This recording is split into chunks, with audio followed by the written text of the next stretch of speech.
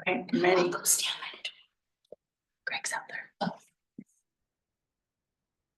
Okay, welcome to the May 2025 Community Budget Workshop. My name is Amy Day. I'm the Director of Financial Services for the Clover Park School District. This evening, I'll be presenting some budget information based on the community feedback we received this spring.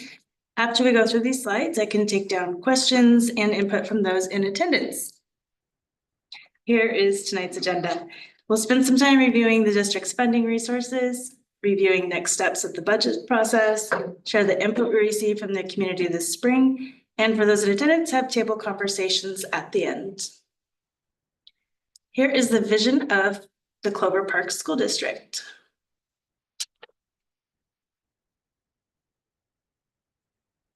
And here are the goals of the Board of Directors.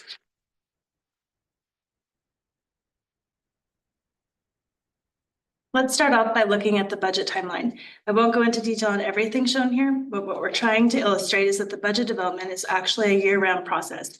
A lot of the heavy lifting happens in the spring. Then the board votes to adopt the budget in the summer. After that, we start the whole process over. Here is the schedule for the development of next year's budget. A few highlights. We held a community budget workshop on March 19th, and the next day launched the Thought Exchange survey to the community to gain more insight into priorities to support student learning. We'll review the results of that survey in the upcoming slides. May 27th, we will hold another budget workshop with the school board, and then again on June 16th, so that they can make an informed decision when it comes time to vote on the adoption of the budget in July. Next, let's look at our revenue. Where does the money come from? We have various sources of revenue. First, there are state revenues. Every year, the state sets funding rates. These rates are applied to our enrollment projections to determine estimated funding. The rates are set during the state's legislative session. The legislature just wrapped up their session a couple weeks ago, so we are currently finalizing our revenue projections for next year. Another type of funding is federal revenue. This type of revenue is primarily from grants. Most of these grants are based on the district's poverty level. For example, Title I funding, which can be used for intervention services for students. We also receive numerous DoDEA grants from the Department of Defense to support our military population.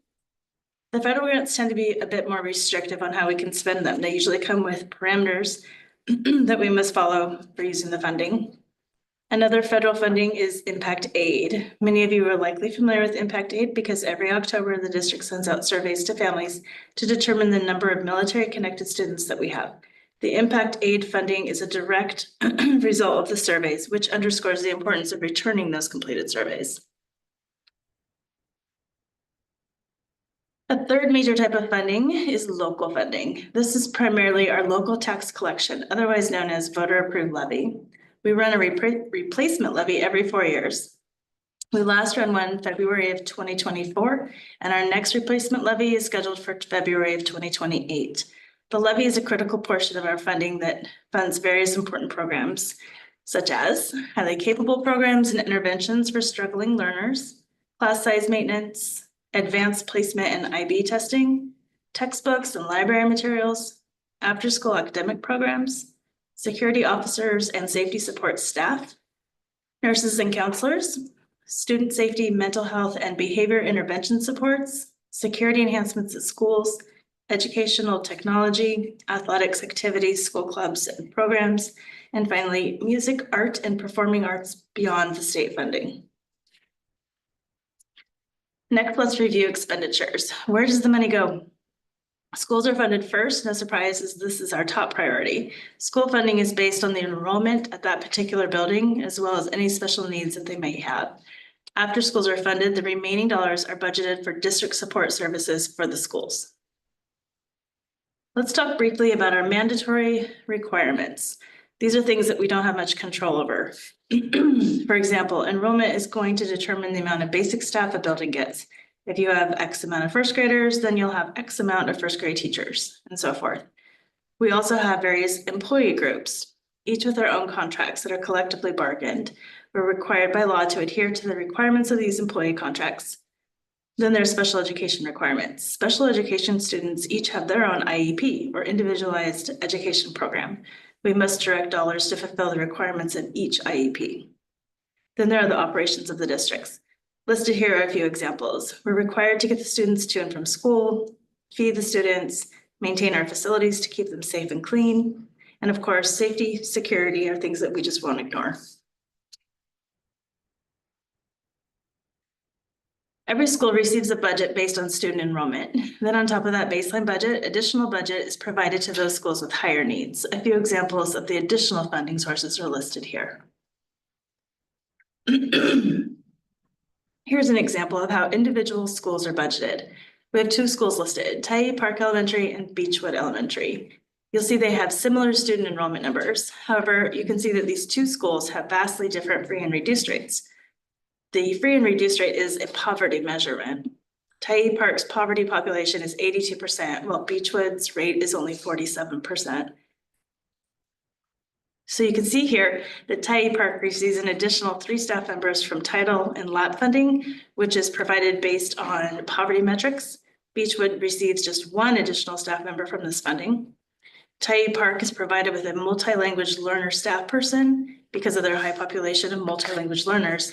And on the other side, Beechwood has an additional 5 special ed staff members to support its higher special education population. Okay, now on to the thought exchange survey. This survey was launched in March by our community relations team.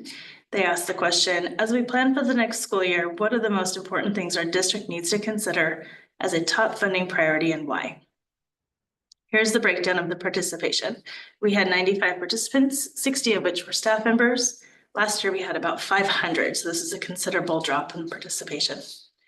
This slide shows that 81% are neutral to highly satisfied with the quality of education that our children receive in our district. 14% are either dissatisfied or highly dissatisfied.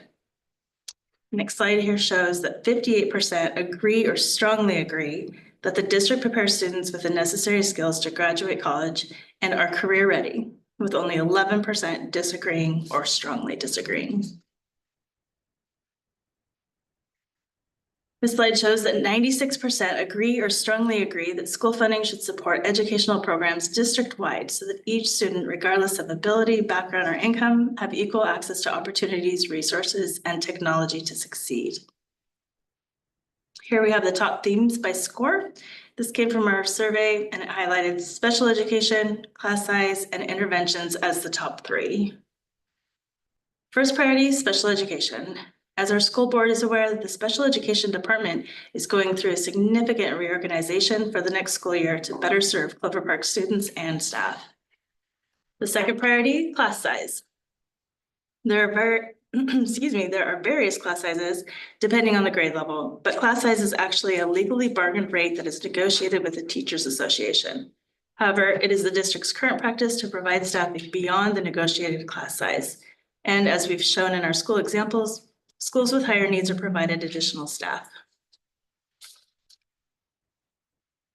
The community's third priority, interventions for students. We've addressed this issue by providing interventionists with the Title I and LAP funding resource. We also have a very prescribed program aiding in interventions and engage in regular progress monitoring of students.